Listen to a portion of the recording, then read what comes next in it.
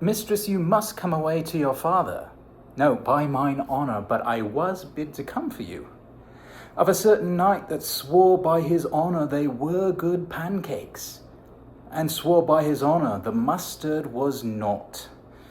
Now I'll stand to it, the pancakes were not, and the mustard was good, and yet was not the knight forsworn. Stand you both forth now, stroke your chins, and swear by your beards that I am a knave. By my knavery, if I had it, then I were. But if you swear by that is not, you are not forsworn. No more was this knight swearing by his honour, for he never had any. Or if he had sworn it away before ever he saw those pancakes or that mustard. One that old Frederick your father loves. The more pity that fools may not speak wisely what wise men do foolishly,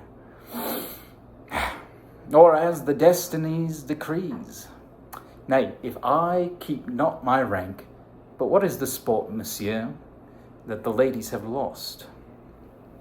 Thus men may grow wiser every day. It is the first time that ever I have heard breaking of ribs was sport for ladies. I care not for my spirits if my legs were not weary. For my part, I had rather bear with you than bear you.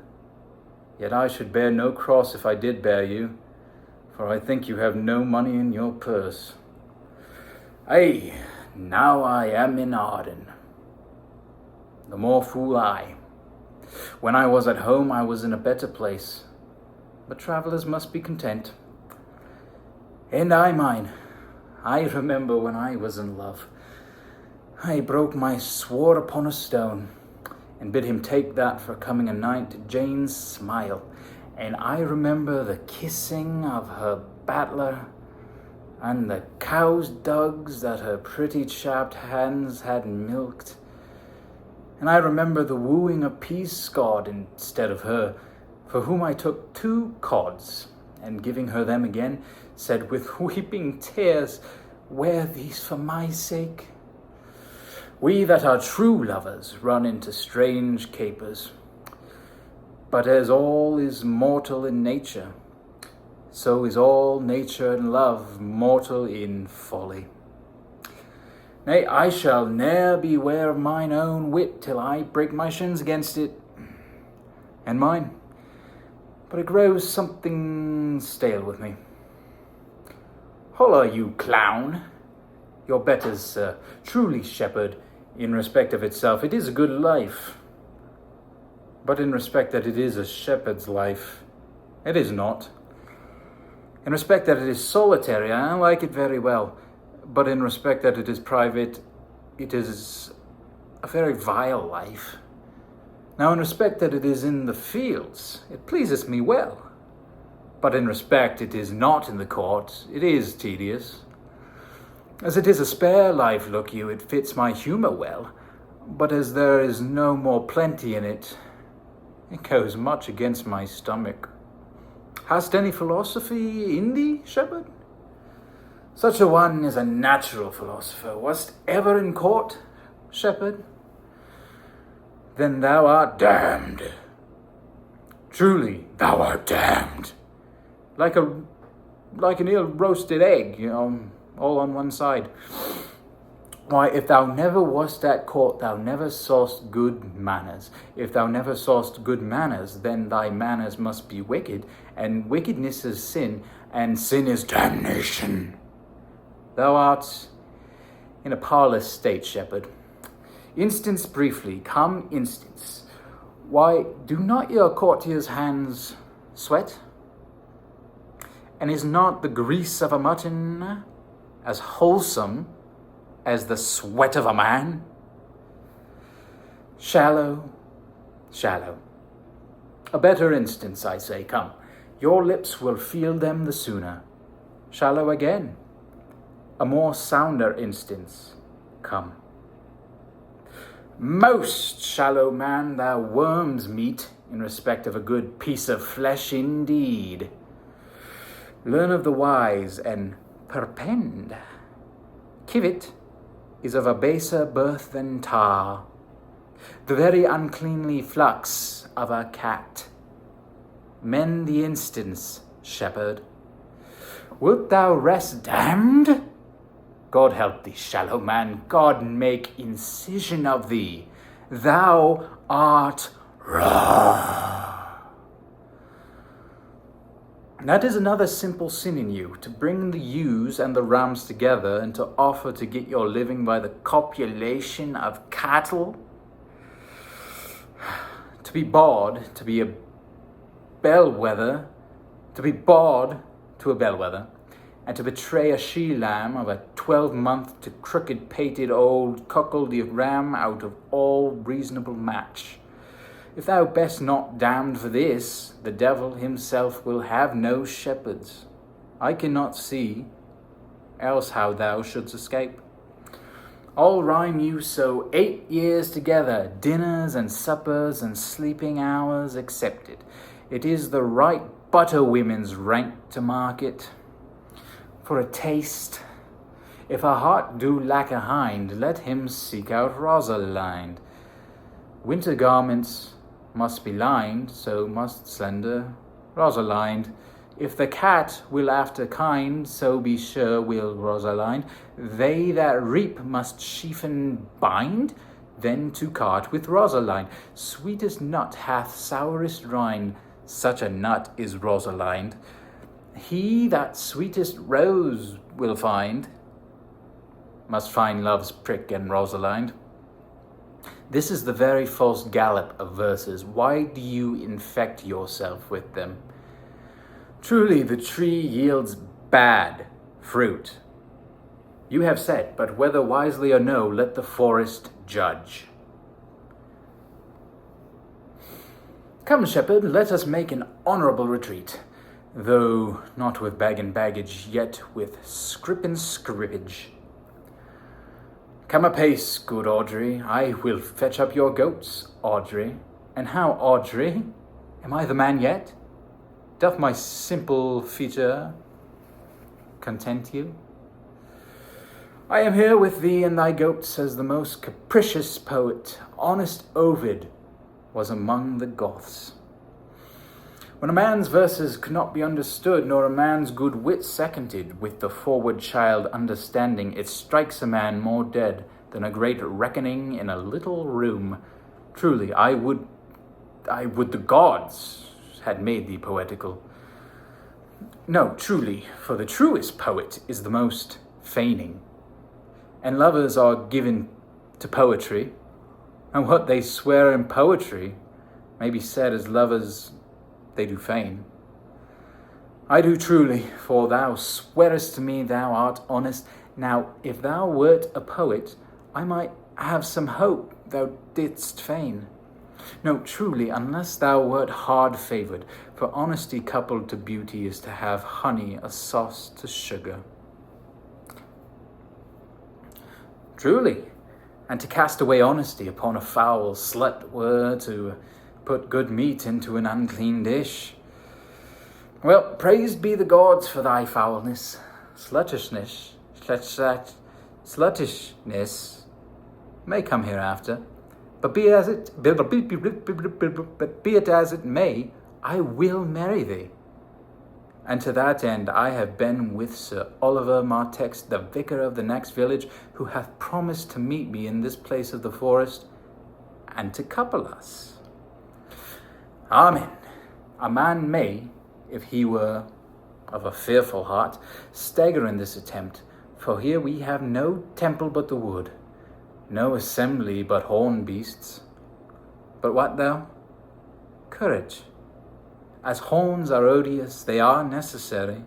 It is said, many a man knows no end of his goods. Right, many a man has good horns, and knows no end of them. Well, that is the dowry of his wife. 'Tis none of his own getting. Horns, even so, poor men alone? No, the noblest deer hath them as huge as the rascal. Is the single man therefore blessed? No. As a walled town is more worthier than a village, so is the forehead of a married man more honourable than the bare brow of a bachelor. And by how much defence is better than no skill? By so much is horn more precious than to want. Here comes Sir Oliver. Sir Oliver Martext, you are well met. Will you dispatch us here under this tree? Or shall we go with you to your chapel? I will not take her on gift of any man. Good even, good master, what you called, how do you do, sir? You are very well met. God ild of you for your last company. I am very glad to see you. Even a toy in hand here, sir. Nay, pray be covered. As the ox hath his blow, sir, the horse his curb, and the falcon her bells, so man hath his desires, and as pigeon's bill, so wedlock would be nibbling. I am not in the mind, but I were better to be married of him than of another, for he is not like to marry me well, and not being well married, it will be a good excuse for me hereafter to leave my wife. Come, sweet Audrey, we must be married, or we must live in bawdry. Farewell, good master Oliver, not, oh sweet Oliver, oh brave Oliver, leave me not behind thee. But wind away, begone, I say, I will not to wedding with thee. We shall find a time, Audrey, patience, gentle Audrey. A most wicked Sir Oliver, Audrey, a most vile Martext, but Audrey, there is a youth here in the forest lays claim to you. It is meat and drink to me to see a clown. By my troth, we that have good wits have much to answer for. We shall be flouting. We cannot hold. Good evening, gentle friend. Cover thy head, cover thy head. Nay, prithee, be covered. How old are you, friend? A ripe age. Is thy name William? A fair name. Was born in the forest here? Thank God. Good answer. Art rich? So is good, very excellent, good. And yet it is not, it is but so. Art thou wise? Why, thou say it well. I do now remember a saying, the fool doth think he is wise, but the wise man knows himself to be a fool. The heathen philosopher, when he had a desire to eat a grape, would open his lips when he put it into his mouth, meaning thereby that grapes were made to eat and lips to open. You do love this maid? Give me this hand. Give me your hand. Art thou learned? Then learn this of me. To have is to have, for it is a figure in rhetoric that drink being poured out of cup into a glass, by filling the one doth empty the other. For all your writers do consent that ipse is he. Now you are not ipse, for I am he. He, sir, that must marry this woman. Therefore, you clown, abandon, which is in the vulgar, leave the society, which in the boorish is company of this female, which in the common is woman, which together is abandon the society of this female, or clown, thou perishest, or to thy better understanding, diest, or to wit, I kill thee. Make thee away, translate thy life into death, thy liberty into bondage. I will deal in poison with thee, or in bastinato, or in steel. I will bandy thee, with thee in faction, will overrun thee with policy. I will kill thee 150 ways. Therefore tremble and depart. Drip, Audrey, drip, Audrey. I attend. Tomorrow is the joyful day, Audrey. Tomorrow we will be married. By my troth, well met. Come sit in a song. Truly, young gentlemen, though there was no great matter in the ditty, yet the note was very untunable. By my troth, yes, I count it but time lost to hear such a foolish song. God buy you, and God mend your voices. Come, Audrey. Salutation and greeting to you all. If any man doubt that, let him put me to my purgation. I have trod a measure, I have flattered a lady, I have been politic with my friend, smooth with my enemy. I have undone 3 tailors, I've had 4 quarrels, and like to have fought 1. Faith, we met and found the quarrel was upon the 7th cause. God willed you, sir, I desire you of the like. I press in here, sir, amongst the rest of the country copulatives, to swear and to forswear, according as marriage binds and blood breaks, a poor virgin, sir. An ill-favoured thing, sir, but mine own. A poor humour of mine, sir, to take that man else will. Rich honesty dwells like a miser, sir, in a poor house, as your pearl in your foul oyster. According to the fool's bolt, sir, and such dulcet diseases, upon a lie 7 times removed, bear your body more seeming, Audrey, as thus, sir, I did dislike the cut of a certain courtier's beard. He sent me word, if I said his beard was not cut well, he was in the mind it was. This is called the retort courteous. If I sent him word again it was not well cut, he would send me word he cut it to please himself. This is called the quip modest. If again it was not well cut, he disabled my judgment. This is called the reply churlish. If again it was not well cut, he would answer I spake not true. This is called the reproof valiant. If again it was not well cut, he would say I lie. This is called the countercheck quarrelsome, and so to the lie circumstantial and the lie direct. I durst go no further than the lie circumstantial, nor he durst not give me the lie direct, and so we measured swords and parted. Oh, sir, we quarrel in print by the book, as you have books for good manners. I will name you the degrees. The first, the retort courteous, the second, the quip modest, the third, the reply churlish, the fourth, the reproof valiant, the fifth, the countercheck quarrelsome, the sixth, the lie with circumstance, the seventh, the lie direct. All these you may avoid, but the lie direct. And you may avoid that too with an if. I knew when 7 justices could not take up a quarrel, but when the parties were met themselves, one of them thought but of an if, as if you said so, then I said so. And they shook hands and swore brothers.